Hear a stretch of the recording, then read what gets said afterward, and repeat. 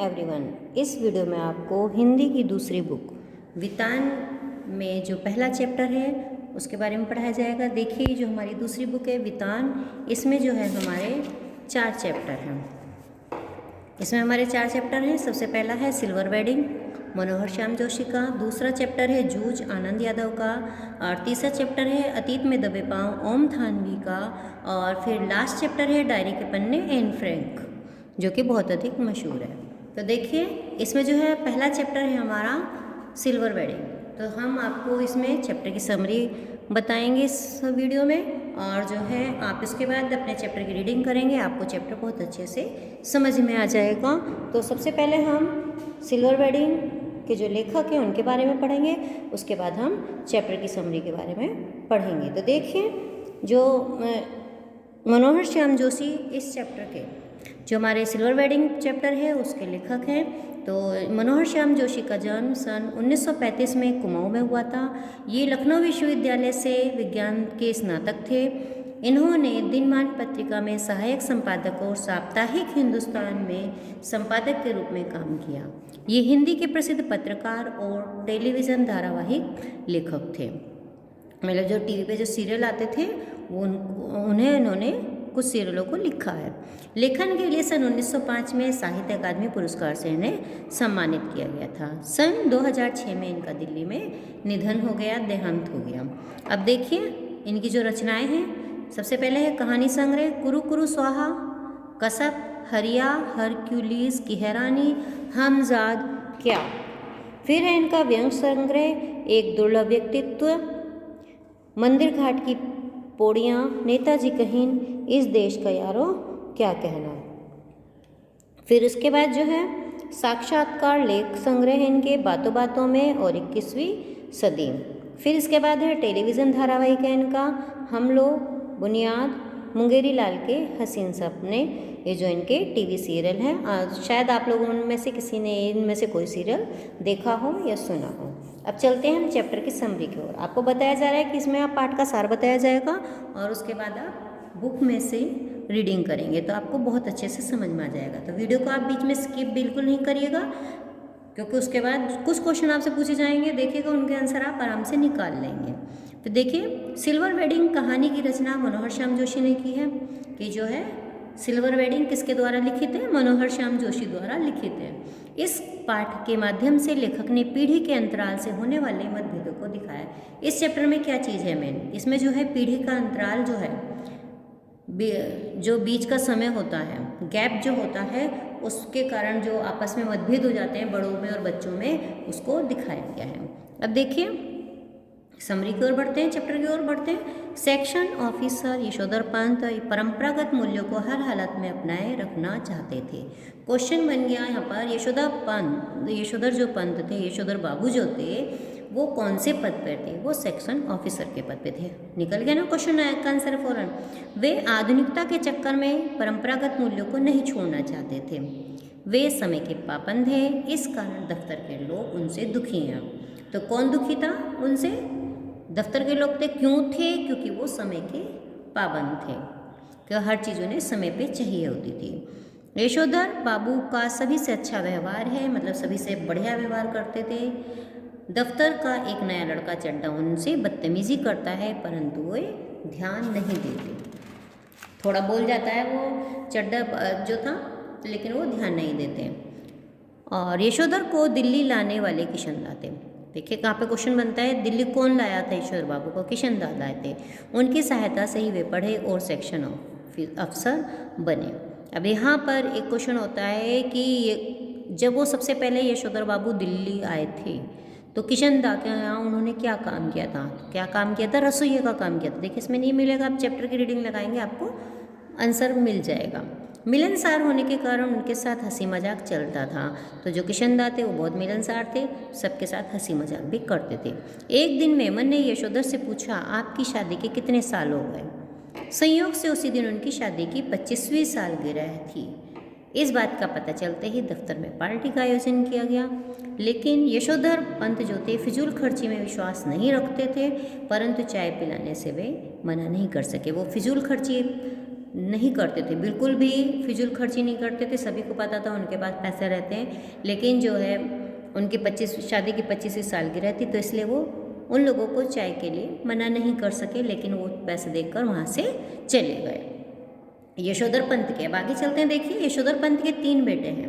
उनका बड़ा बेटा भूषण विज्ञापन एजेंसी में काम करता है, दूसरा बेटा IAS की तैयारी कर रहा है, तीसरा बेटा छात्रवृत्ति लेकर अमेरिका जा चुका है। मतलब तीनों बेटे जो है बिल्कुल जो है बढ़िया हैं, क्योंकि एक अपना विज्ञापन एजेंसी में जो बढ़िया पैसे कमा रहा था, दूसरा IAS की तैयारी कर रहा था, तीसरा विदेश जा चुका था।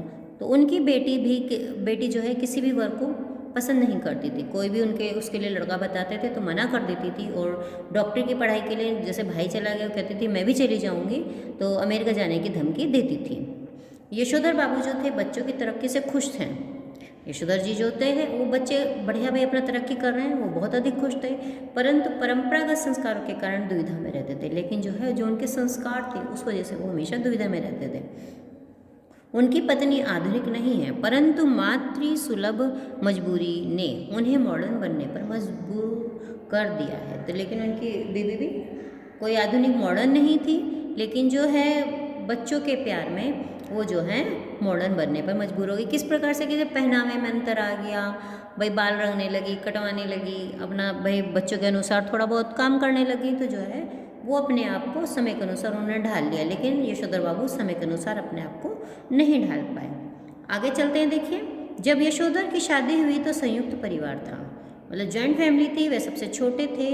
अतः उनकी पत्नी को शिकायत रहती थी कि जेठानियों ने उनकी कभी चलने नहीं दी, कि वो हमेशा ये कहती थी कि उनका तो कभी बात मानी नहीं गई है, जेठानियों की हमेशा बात मानी जाती थी और उनकी हर बात को जो है अनसुना कर दिया जाता था। तो देखिए, अब आगे चलते हैं। देखिए, किशनदा ने यशोधर को हर कदम पर सहायता की। जो किशनदा थे उन्होंने यशोधर बाबू के जो है हमेशा सहायता की।